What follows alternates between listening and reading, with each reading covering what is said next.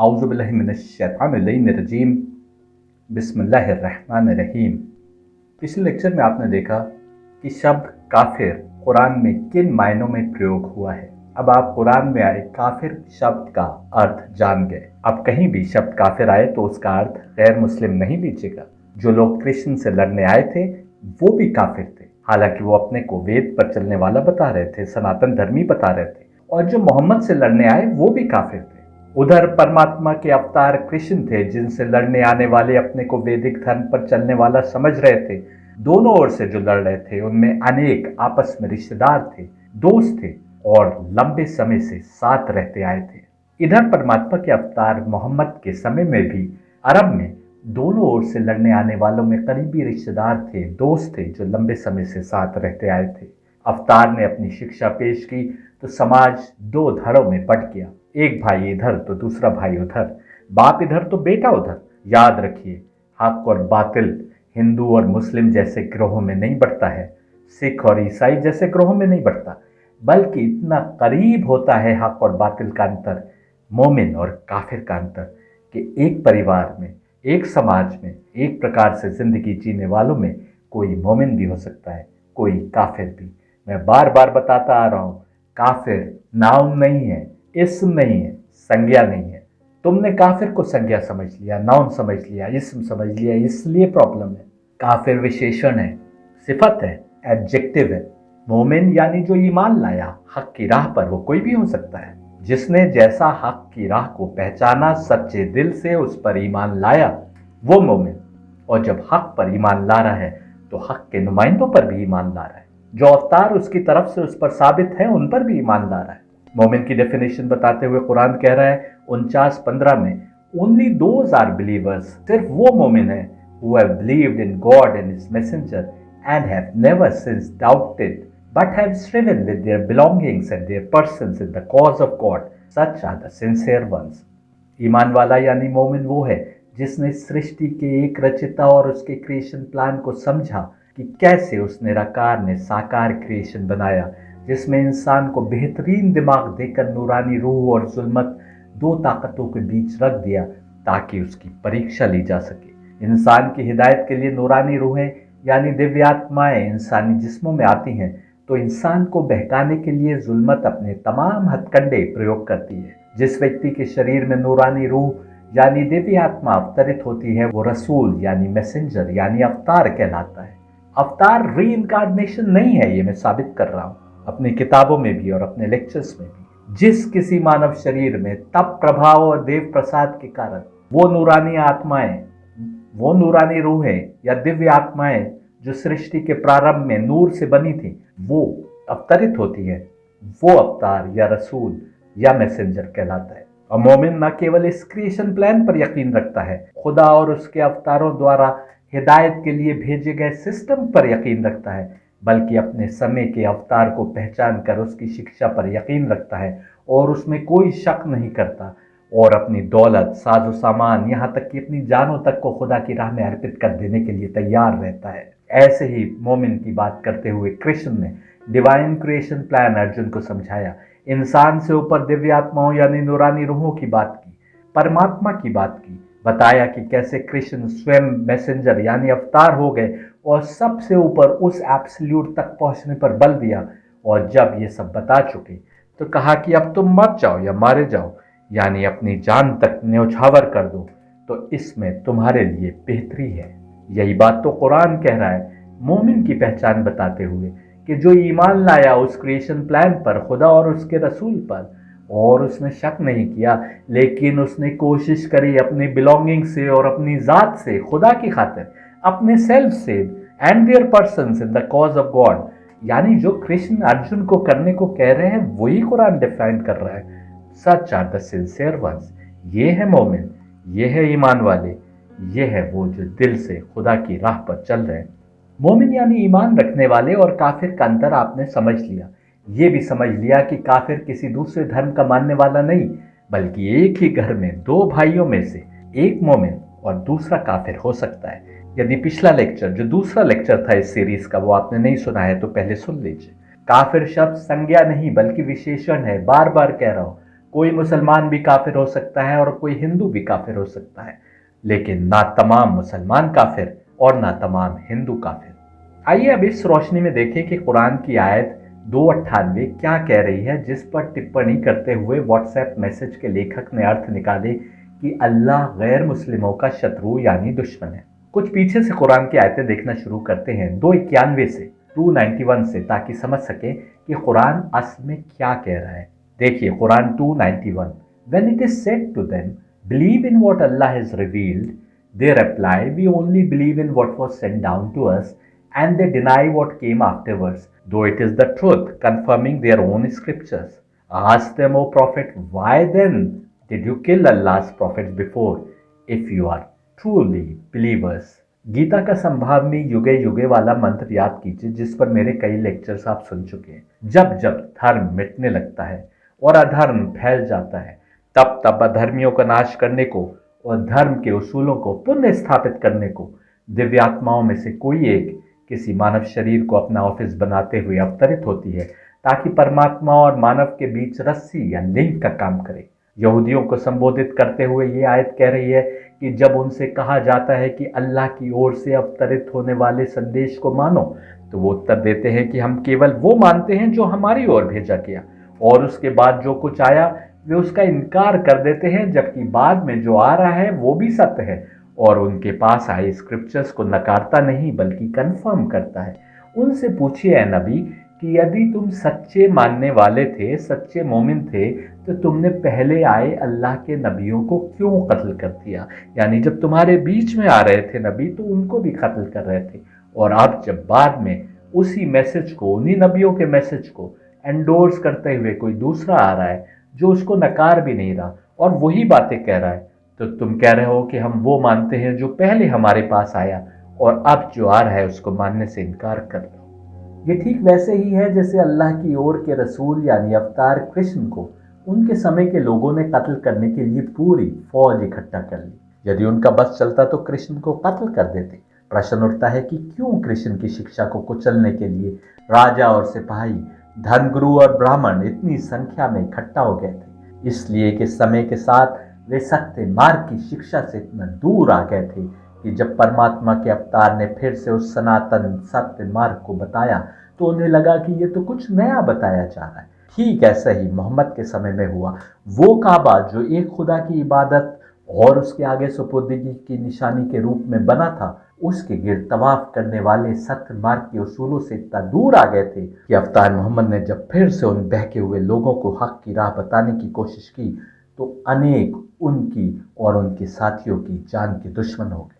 तमस यानी जुल्मत वहीं तो काम करेगी जहां लोग हक की राहों पर आगे बढ़ रहे हो। तमस यानी जुल्मत के कारिंदों ने पहले आए नबियों को भी कत्ल किया था, और अब मोहम्मद ये कन्फर्म करते आए कि मैं पहले आए नबियों और अवतारों के मार्ग को ही प्रशस्त करने आया हूँ, तो एक बार फिर बहके हुए लोगों ने उनके खिलाफ नफरत और विरोध का मोर्चा खोल लिया। ऐसा हर जमाने में होता आया है और फिर होगा जब कल की अवतार यानी मेहदी आएंगे।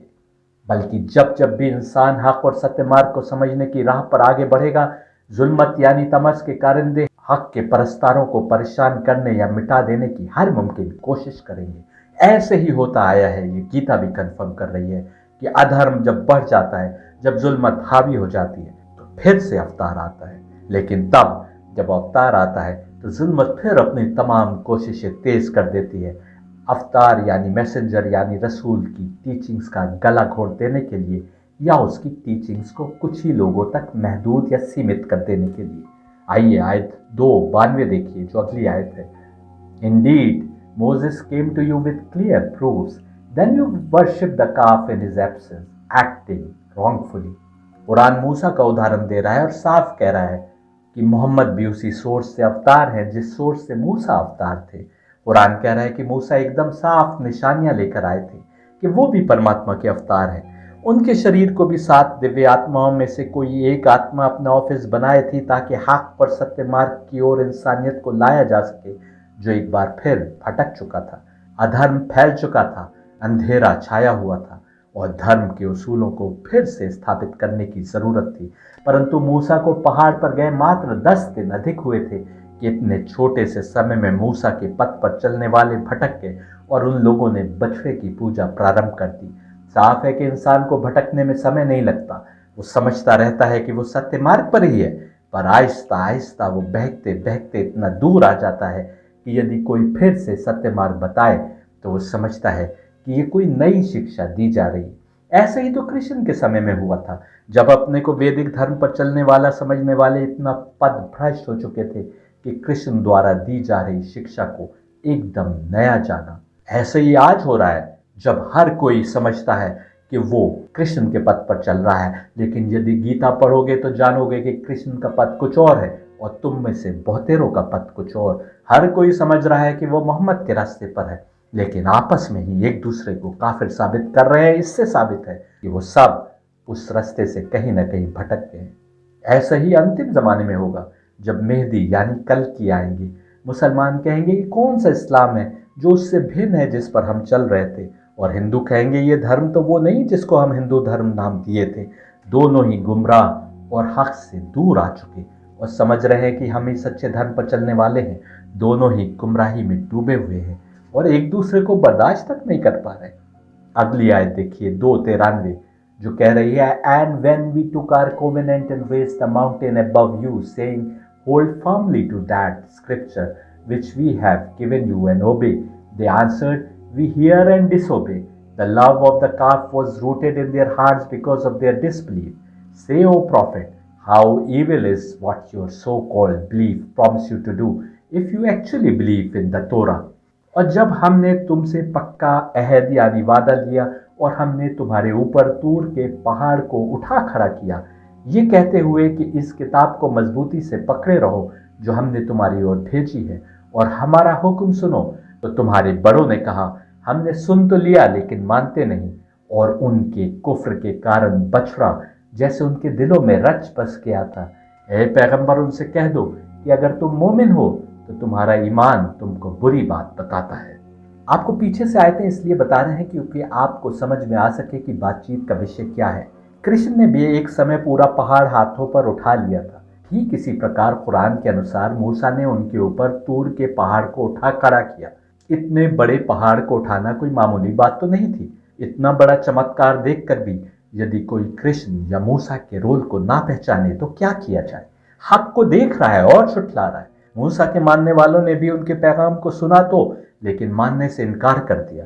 इन्होंने अपनी आंखों से वे अनेक चमत्कार देखे जो मूसा ने दिखाए थे, जिनमें नील नदी का पानी लाल हो जाना, समुद्र पर लाठी मारना कि समुद्र का पानी 2 भागों में बंट जाए और बीच से रास्ता हो जाए, तूर के पहाड़ को ऊपर उठाना, आसमान से स्वर्ग से खाना आना, इस जैसे बहुत सारे चमत्कार शामिल थे। पर इसके बावजूद तौरात की शिक्षा पर उनका ईमान ऐसे ही था कि दिल में बछड़े की पूजा करने की आरज़ू रखते थे। इन लोगों को काफिर कहा जा रहा है, जो हक को देख रहे हैं, जो अपने सामने करामात होते देख रहे हैं, जिनके बीच अवतार मौजूद है और फिर उसको झुटला रहे हैं। अब तुम बताओ इनके लिए क्या हुक्म दिया जाना चाहिए। मैं बता चुका हूं कि कृष्ण ने आताताइना के लिए मार डालने का हुक्म दिया और मनुस्मृति भी ऐसे ही हुक्म दे रही है।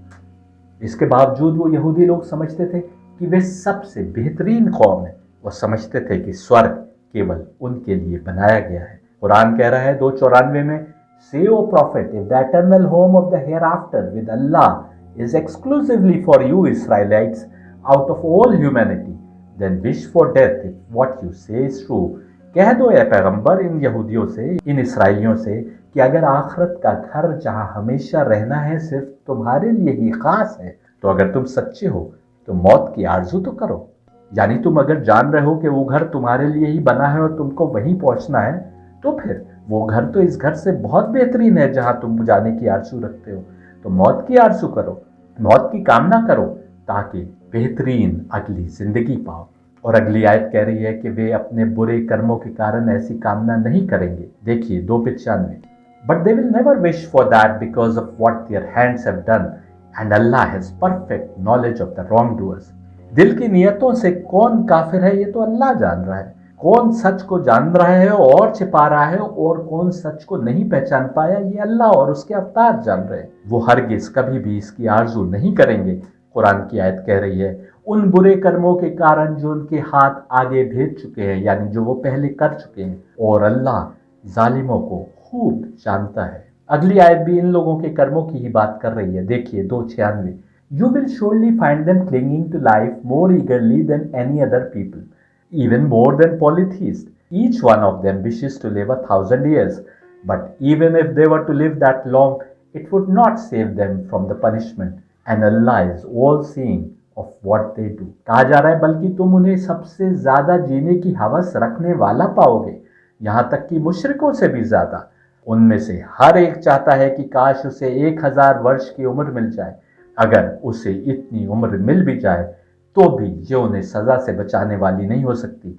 और अल्लाह उनके कर्मों को खूब देख रहा है, क्योंकि वो क्रिएटर है, वो दिलों के हाल का जानने वाला है। आप देख रहे हैं कि अब तक बात बनी इसराइल के उन यहूदियों से हो रही थी जिन्होंने मूसा द्वारा अनेक चमत्कार दिखाने के बावजूद नहीं माना, उन्हें झुठलाया, बछड़े की पूजा की आरजू दिल में लिए रहे और अनेक नबियों को कत्ल कर दिया। अगली आयत 2:97 भी इन यहूदियों से बात करते हुए कहती है कि कह दो कि जो व्यक्ति जिब्रील का दुश्मन हो वो गलती पर है, क्योंकि उसने तो कुरान को तुम्हारे दिल पर अल्लाह के हुक्म से अवतरित किया है, जो कुरान अपने से पहले आई किताबों की पुष्टि करने वाला है और मोमिनों के लिए सरासर हिदायत और खुशखबरी है। इस आयत का बैकग्राउंड भी समझना जरूरी है। यह आयत इसलिए आई क्योंकि यहूदी जिन्होंने पहले के नबियों यानी ऋषियों को कत्ल किया, वे एंजल्स यानी फरिश्तों से दुश्मनी रखते थे, विशेषकर फरिश्ते जिब्रील से दुश्मनी रखते थे।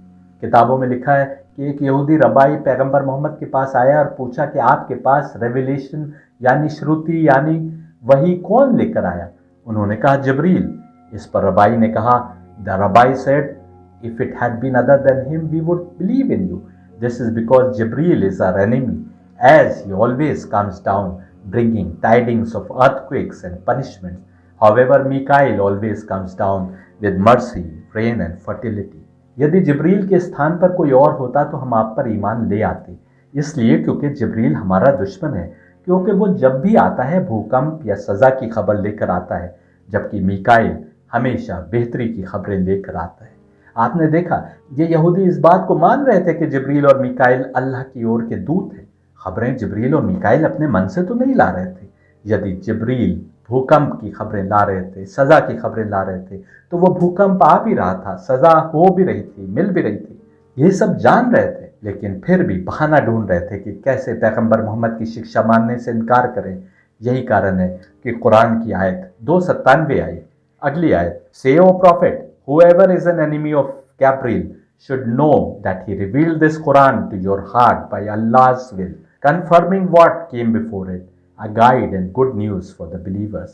कह दीजिए रसूल की जो कोई भी जिब्रील का दुश्मन है उसको पता होना चाहिए कि उसने अल्लाह के हुक्म से कुरान को रिवील किया है मोहम्मद के दिल पर, जो पुष्टि करता है पहले आई किताबों की और ईमान वालों के लिए हिदायत और खुशखबरी है ये कुरान। और अगली आयत 2:98 देखिए, Whoever is an enemy of Allah, his angels, his messengers, Gabriel and Michael, then let him know that Allah is certainly the enemy of the disbelievers. जो कोई भी अल्लाह का दुश्मन है, उसके फरिश्तों का, उसके द्वारा भेजे गए अवतारों का, जिब्रील और मीकाइल का, तो उसको पता होना चाहिए कि अल्लाह भी यकीनन काफिरों का दुश्मन है। बिल्कुल साफ अदुव्विल काफिरीन का लफ्ज इस्तेमाल हुआ है कुरान में, काफिर का लफ्ज इस्तेमाल हुआ है, जो झुठला रहे हैं, जो पहले दुश्मनी लिए हैं। यहाँ पर अनुवादकों ने काफिर का शब्द डिसबिलीवर कहकर अंग्रेजी में लिखा है। शब्द काफिर का असली अर्थ हम आपको समझा चुके पिछले लेक्चर में। काफिर किसी भी हाल में गैर मुस्लिम के लिए प्रयोग नहीं होता।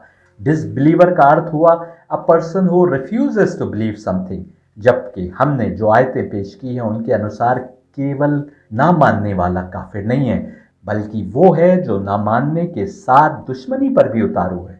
यहूदी रबाई ने भी तो यही कहा था कि जिब्रील हमारा दुश्मन है, वो पहले से उसको दुश्मन माने बैठे थे और ऐसे ही एक्ट कर रहे थे जैसे वो उनका दुश्मन है।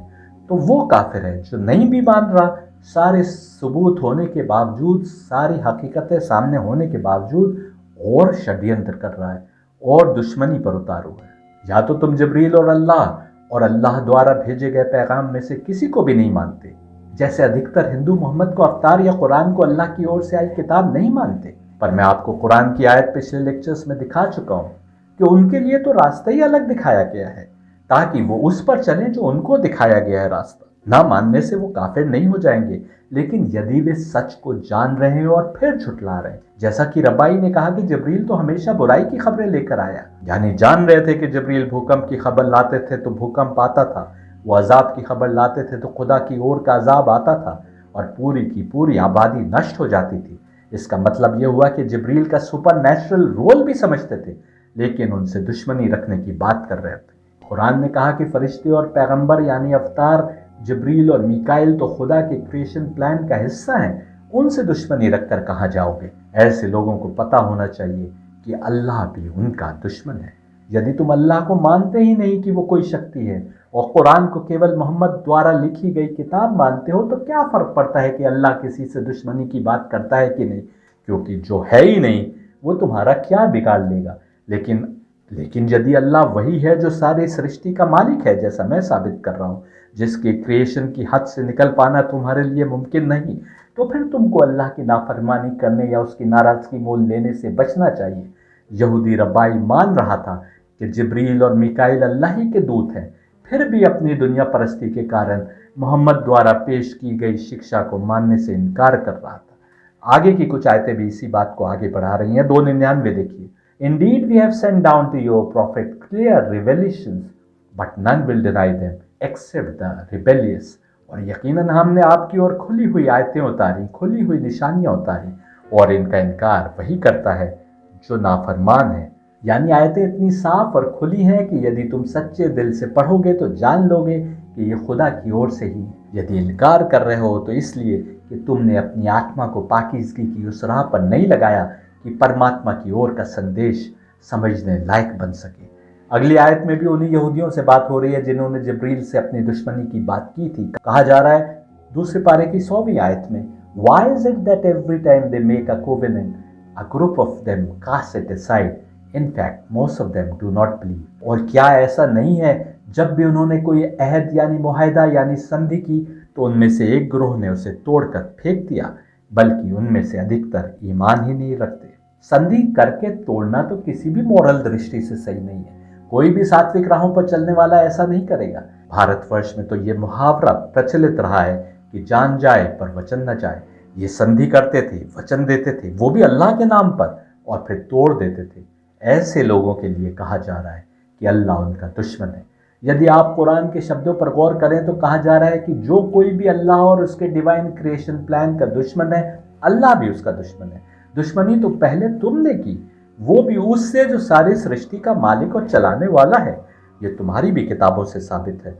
और यदि मैनिफेस्ट सेल्फ यानी विष्णु यानी वजुल्ला कहे कि यदि तुम मुझसे या मेरे क्रिएशन प्लान से दुश्मनी रखोगे तो मैं भी तुमसे दुश्मनी रखता हूं, तो वो गलत और तुम सही, ये कैसे उचित होगा। अगली आयत देखिए 2:101, Now when a messenger from Allah has come to them, confirming their own scriptures, some of the people of the book cast the book of the Allah behind their backs as if they did not know।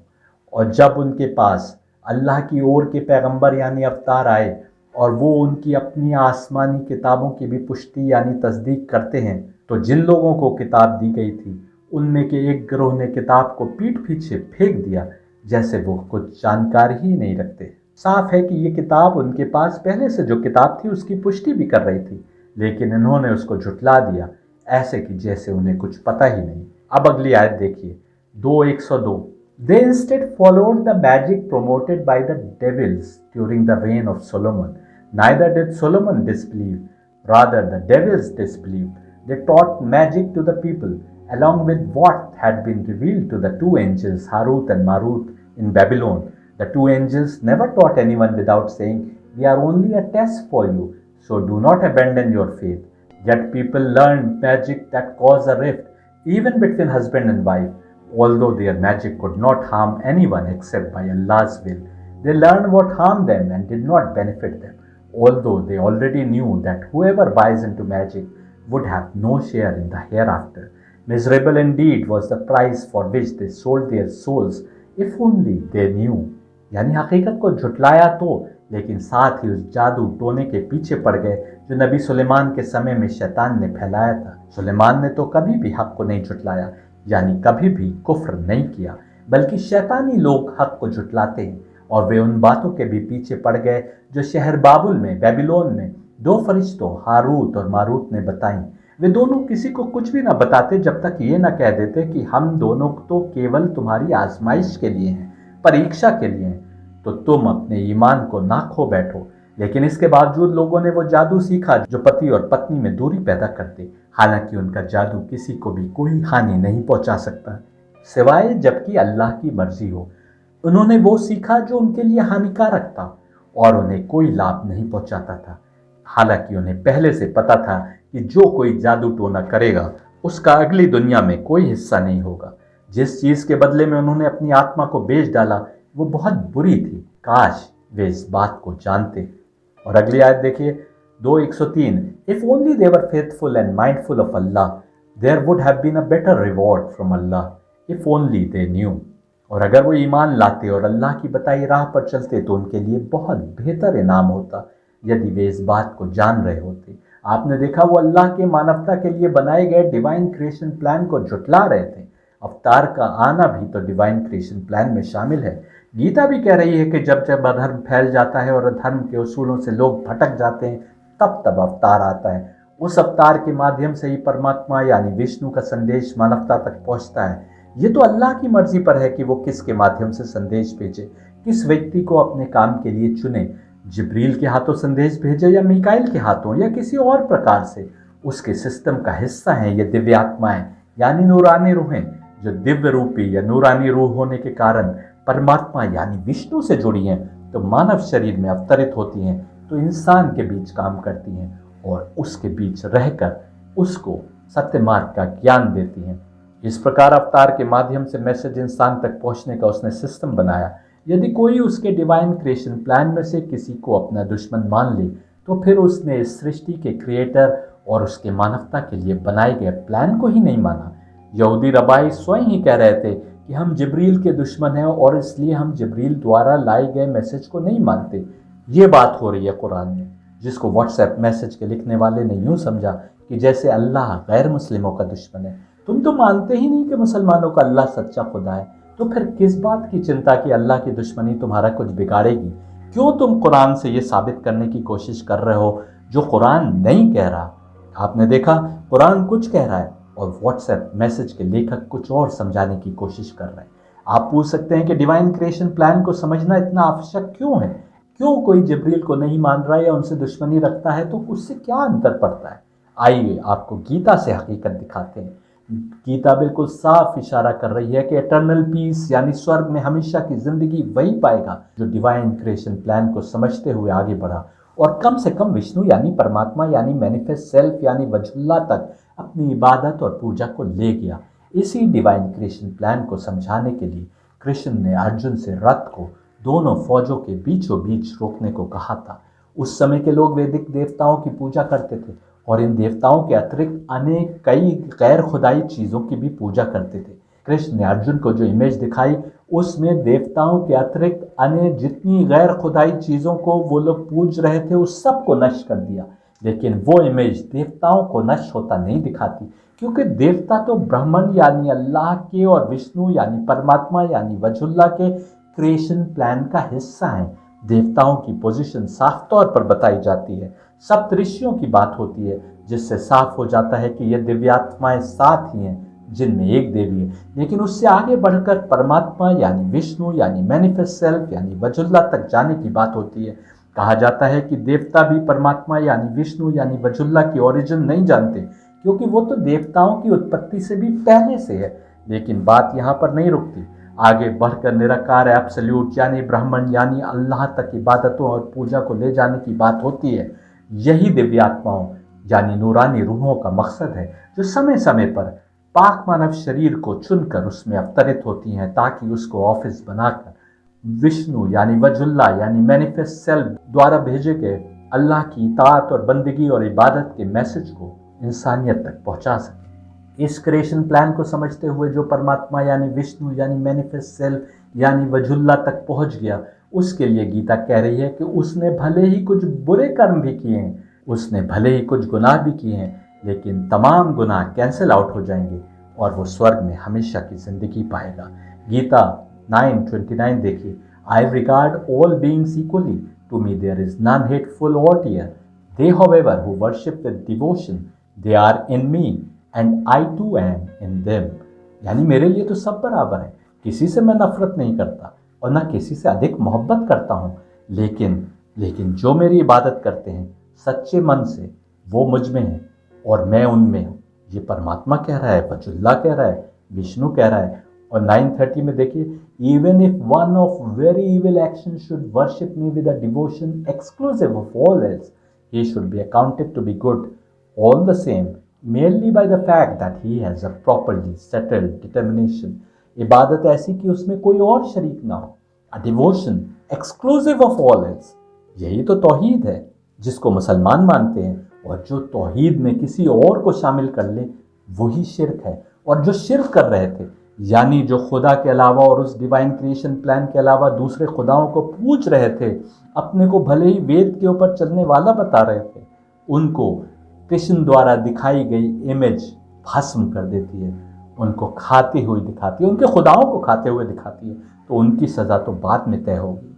और आप अगर देखेंगे तो उन्हीं मुशरिकों को जो अल्लाह में दूसरों को जोड़े हुए थे और उनकी पूजा कर रहे थे, उनको कत्ल कर देने का कृष्ण हुक्म देते हैं। गीता कह रही है, भले ही उस व्यक्ति के अन्य कर्म कितने ही खराब क्यों ना हो, यदि वो केवल और केवल उस एक रब की इबादत कर रहा है तो वो हमेशा का जीवन पाएगा। जो उस रब की इबादत में किसी और को शरीक कर रहा है, उसको, जैसा मैंने बताया, मुसलमान मुशरिक कहते हैं। गीता भी मुशरिकों की बात कर रही है और कहती है कि बस एक खुदा की याद और इबादत में रमे रहने वाला व्यक्ति हमेशा की ज़िंदगी पाएगा। ऐसे व्यक्ति के कर्म बुरे क्यों कर हो सकते हैं? यदि आप अपने जीवन में सात्विक मूल्य रखते हैं, यदि आपने अपनी आत्मा को जुल्मत यानी तमस के हवाले नहीं कर दिया है, तो कम से कम खुदा की इबादत करने वालों की इबादत में अवरोध तो न डालें, भले ही वो उस खुदा को किसी भी नाम से क्यों ना याद कर रहे हों। बल्कि आपको चाहिए कि आप स्वयं अपने अपने तरीके से उस एक खुदा की इबादत और भक्ति में अपने को लीन कर दें, जिसका मैसेज गीता भी दे रही है, जिसका मैसेज कुरान भी दे रहा है। और गीता 9:31 देखिए, instantaneously he become established in his own right nature and enters into eternal peace. Believe me in all confidence, O son of Kunti, that one affiliated to me with fidelity knows no destruction. Eternal peace की बात हो रही है, यानी हमेशा हमेशा के लिए शांति। ठीक वैसे जैसे कुरान स्वर्ग में हमेशा हमेशा के लिए रहने की बात कर रहा है, यही बात कुरान भी कह रहा है कि जिसने अल्लाह तक अपनी इबादत को पहुंचाया और अच्छे कर्म भी किए, वो स्वर्ग में हमेशा की ज़िंदगी पाएगा। देखिए सूरह बकरा यानी 282, and those who believe in the oneness of Allah and do righteous deeds, they are dwellers of paradise, they will dwell therein forever. Gita भी कह रही है कि वो वहाँ हमेशा रहेंगे, कुरान भी कह रहा है कि वो हमेशा रहेंगे। लेकिन दूसरी ओर गीता कुछ ऐसे लोगों की भी बात कर रही है जो वेदों को पढ़ते हैं, यानी वैदिक देवताओं को पहचानते हैं, अपने को गुनाहों से भी बचाए रखते हैं, यज्ञ आदि भी करते हैं, और परमात्मा यानी विष्णु यानी मैनिफेस्ट सेल्फ यानी वजुल्ला से स्वर्ग में जाने की प्रार्थना करते हैं। वो इंद्र की स्वर्ग में भेजे तो जाएंगे, लेकिन जब उनके अच्छे कर्मों का फल उन्हें मिल चुकेगा तो उन्हें वापस किसी अगली दुनिया में भेज दिया जाएगा, क्योंकि ये डिवाइन क्रिएशन प्लान की प्रारंभिक सीढ़ी पर चढ़े परंतु निराकार एब्सोल्यूट यानी ब्राह्मण यानी अल्लाह तक नहीं पहुँचे, इसलिए मोक्ष इनके लिए नहीं है। गीता 9:20 और 21 देखिए, knowers of the three Vedas, som drinkers, purified from sin, worshipping by sacrifices, pray of me the way to heaven. They attaining the holy world of Indra enjoyed divine feasts in heaven. They having enjoyed that expansive heaven world, then on their merit exhausted, they enter the world of mortality, thus conforming to the righteous notions implied in the three Vedas, desiring desirable objects to obtain values which come and go. Gita जहाँ एक और कुछ लोगों के लिए eternal piece की बात कर रही है, यानी स्वर्ग में हमेशा की ज़िंदगी की बात कर रही है, वहीं दूसरी ओर कुछ दूसरों के लिए कह रही है कि इन्हें इंद्र के स्वर्ग में पहुंचाया तो जाएगा, वहाँ की ज़िंदगी भी उनको मिलेगी, वहाँ बेहतरीन दावतें भी उनके सामने परोसी जाएंगी, पर जब उनके कर्मों का फल समाप्त हो जाएगा तो उनको फिर से इस दुनिया में एक बार फिर परीक्षा के लिए भेज दिया जाएगा। हमको दिव्यात्माओं यानी नूरानी रूहों को पहचानना है, जो विभिन्न स्थानों पर विभिन्न समय में मानव शरीर में अवतरित होते रहे, उनके मार्ग से परमात्मा यानी विष्णु तक और फिर निराकार एब्सोल्यूट की पूजा और इबादत में रमे रहना है। कुरान 2:112 देखिए, No, rather whoever submits his whole being to God and does so as one devoted to doing good, aware that God is seeing him, his reward is with his Lord, and all such will have no fear, for they will always find my support and help with them, nor will they grieve. पूरी तरह समर्पण की बात हो रही है और अच्छे कर्म के लिए भी अपने को समर्पित करने की बात हो रही है। यानी तमाम अच्छे कर्म केवल उसके लिए करने हैं, अपनी इंद्रियों को, शरीर को, सोच को, सबमिट्स हिज होल बीइंग। आप समझ सकते हैं कि एब्सोल्यूट की समझ पैदा करना नामुमकिन है। केवल उस सोर्स से जुड़ी दिव्य आत्माएं ही, अहलल बैत ही उस हकीकत का सही और सच्चा विवरण पेश कर सकते हैं। कलयुग का इंसान ऐसा हठ धर्म हो चुका है कि सृष्टि के उस रचिता और मालिक की इबादत पर पाबंदी लगा रहा है या इबादत के स्थलों को मलियामेट करने की सोच रहा है। सृष्टि का वो रचिता जिसको गीता ने एब्सोल्यूट यानी सर्वशक्तिशाली यानी कादिर मुतलक कहा और जिसकी बात करते हुए 4:24 में कहा, for him the absolute is the act of offering, the absolute is the substance offered into the absolute, which is the fire offered by him, the absolute, the end to be reached by him, being even the absolute by means of his peace supreme of absolutist action. और गीता 5:17 देखिए, those having that absolute for reasoning, that for the self, that for finalized discipline, that for supreme goal, they go to a state of final non-return, all their dross being cancelled out by wisdom. उस absolute तक जो अपने को रमे रहे, बस उसमें ही उसी की इबादत करे, उसी को अपना गोल माने, वो उसी को अपनी मंजिल माने, वो वापस कभी नहीं आएगा। उसके गुनाह भी कैंसिल आउट हो जाएंगे उसकी अक्ल यानी विजडम के आगे। उस निराकार एब्सोल्यूट की समझ तक जो पहुंच गया, फिर उसके लिए वापसी नहीं। उसके थोड़े बहुत गुनाह यदि हैं तो वो कैंसिल आउट हो जाएंगे, यानी उसके गुनाह माफ़ हो जाएंगे और उसको स्वर्ग के उस स्थान पर पहुंचा दिया जाएगा जहाँ से कोई वापसी नहीं। यदि गीता गुनाह के माफ़ होने की बात कर रही है तो कुरान भी कह रहा है कि जिन्होंने उस क्रिएशन प्लान को जानते और मानते हुए अच्छे कर्म किए, उनकी बुराइयों को मिटा दिया जाएगा और उनको उनके कर्मों का भरपूर इनाम मिलेगा। कुरान 29:7 देखिए, and those who believe and do righteous deeds we will remove from them their evil deeds and we will surely reward them the best of what they used to do. दोनों जगह गीता में, कुरान में एकदम एक बात हो रही है, एक खुदा एक पैगाम, सुन ले काश ये इंसान। गीता के मानने वालों के लिए आवश्यक है कि इस अंतर को समझें। एक ओर स्वर्ग में जाकर अगली दुनिया में फिर से वापसी की बात हो रही है, तो दूसरी ओर हमेशा की शांति यानी स्वर्ग में हमेशा की रिहाइश की बात हो रही है। और कुरान भी ठीक ऐसे ही कह रहा है। फिर से अंतर समझाते हैं। भले ही कोई व्यक्ति हमारी नज़र में बहुत बुरा है, यदि उसने डिवाइन क्रिएशन प्लान को समझते हुए एक रब की भक्ति और इबादत की और उस एक रब की भक्ति में किसी दूसरे को शरीक नहीं किया, तो हमेशा के लिए स्वर्ग में शांति का जीवन व्यतीत करेगा। लेकिन यदि कोई तीनों वेदों को जानता है यानी देवताओं को पहचानता है जिनका उल्लेख वेदों में किया गया है, अपने को गुनाहों से बचाए रखता है, पूजा भी करता है, स्वर्ग में जाने की न केवल कामना रखता है बल्कि दुआ भी यही मांगता है, लेकिन देवताओं से आगे बढ़कर अपनी इबादतों को एक खुदा तक नहीं पहुंचाया या उस एक के बराबर अन्यों को शरीक किया, तो उसको इंद्र के स्वर्ग में भेजा तो जाएगा क्योंकि उसने अच्छे कर्म किए हैं। वहाँ की तमाम एंजॉयमेंट और डिवाइन भोज भी उसके सामने परोसे जाएंगे, पर जब उसको उसके कर्मों का हिसाब मिल चुकेगा तो उसे वापस अगली दुनिया में भेज दिया जाएगा। आपने देखा, गीता भी इंद्र के स्वर्ग का उल्लेख कर रही है जहाँ हमको वो शांति मिलेगी जो हमेशा के लिए होगी, और हदीसें अवतार मोहम्मद के स्वर्ग की बात करते हुए उसे स्वर्ग में सबसे बेहतरीन स्थान बता रही हैं। इंद्र ही मोहम्मद हैं, ऐसा मैंने अपनी किताबों और लेक्चर्स में अनेक सबूतों से दिखाया है। कुरान की आयत हमने पेश की थी जो व्हाट्सएप मैसेज के द्वारा आपके दरमियान सर्कुलेट हो रही है। उसमें जो कहा जा रहा था, मैंने तमाम आयतों का कुरान में उस आयत से पहले से लेकर बाद तक की आयतों का अनुवाद बता दिया। बताइए क्या गलत कुरान कह रहा है और समझने वाले ने इसको किस तरीके से पेश किया। समझ लीजिए, आपको तमस्सिक एजेंडे वालों से अपने को बचाना है, उनके प्रोपेगेंडा से अपने को बचाना है, हक की राहों पर अपने को लगाना है, क्योंकि हक की राह पर आपको स्वयं चलना है।